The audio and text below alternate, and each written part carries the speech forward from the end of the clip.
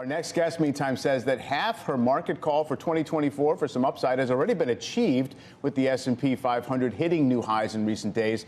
Joining us now is Savita Subramanian, head of U.S. equity and quantitative strategy at BofA Securities. Savita, great to see you. Great to see you. So has the market behaved as you expected in terms of what's working, what's not working, how we are digesting, the economic resilience, the Fed outlook?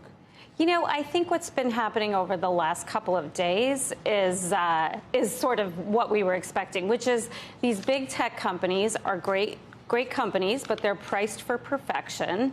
They're beating a little bit, but not enough to really get everybody enthusiastic, because we are already at a point where these stocks are heavily owned by the buy side. They're relatively expensive versus the rest of the market. So I think from here, the idea is, can the S&P 500 still move higher without this Magnificent Seven leading it? And I think the answer is emphatically yes. In fact, we ran the numbers, and even if the Magnificent Seven just flatlined for the rest of the year, but the rest of the market essentially grew into their long-term average earnings multiple, that would put the S&P 500 at 5,100 by the end of the year, which is a little higher than our target.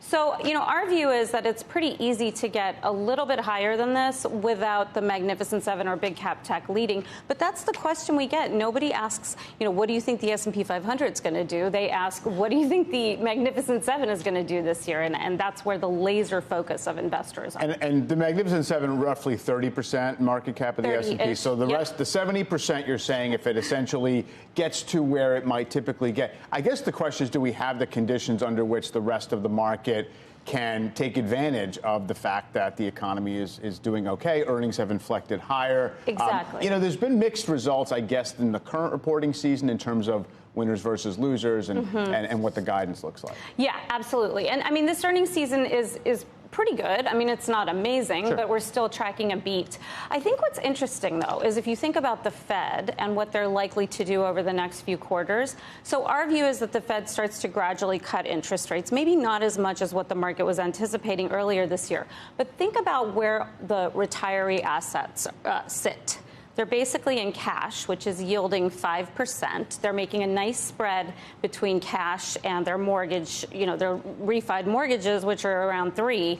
If cash yields start to drop, I think there is a wall of money that could move into equity income. That's not the Magnificent Seven. Maybe it's a few of these guys, but it's mostly utilities, it's real estate, it's other areas of the S&P 500 that haven't really caught a bid. And I think that's where the action is. So we actually have this new theme called the Magnificent 85. And this is, so bear with me, I know it's not as sexy as the Seven, but it's basically... And there's not a movie called... And there's no movie. Not yet, anyway. Not yet, exactly. It's coming. That's the sequel. But these are 85 companies. There are currently 85 companies in the S&P 500 that offer cash or dividend yields that eclipse cash yields over the next 3 years, assuming we're at peak Fed funds rates.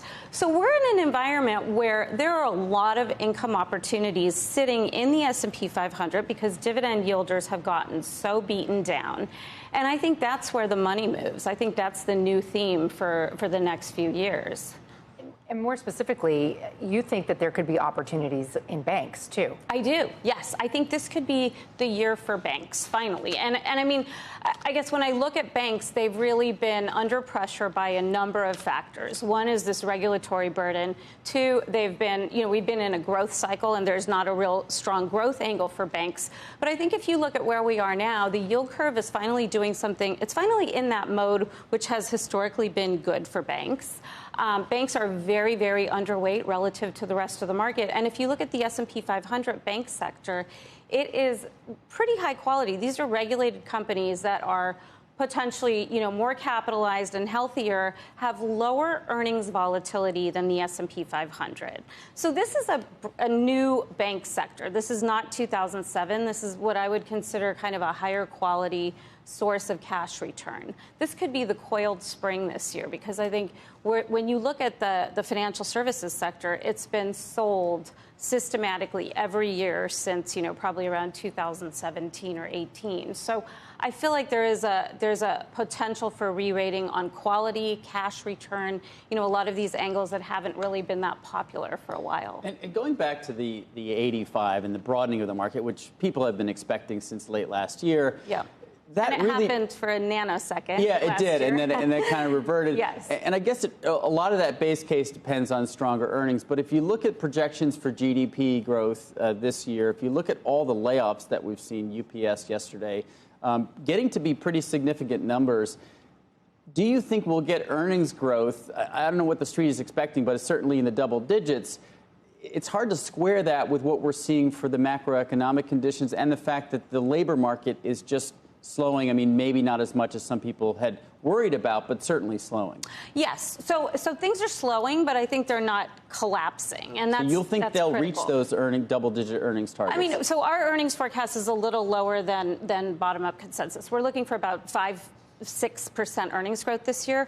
But the point is that earnings bottomed mid last year. We're on a stronger trajectory.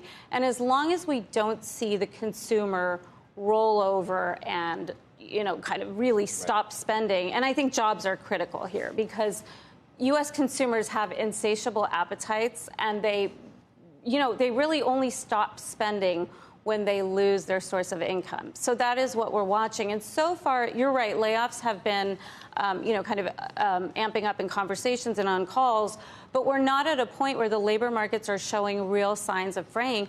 I think we're in a structurally tight labor market environment. We've got tight immigration. We've got this great resignation during COVID. I mean, there's not enough people in the U.S. to fill a lot of the jobs. So the layoffs have been most acute in Silicon Valley and Wall Street, but the rest of America seems like it's doing okay. There are some layoff announcements, but not enough to make us worry at this point. And I know it's sort of semantics as to whether we're still in a late cycle environment. Is it mid-cycle? It would seem to me for most of those companies that have some gearing to the economy, for them to get a multiple, for them to really be a recipient of this rotation, you'd have to have confidence spread that we kind of averted imminent recession risk.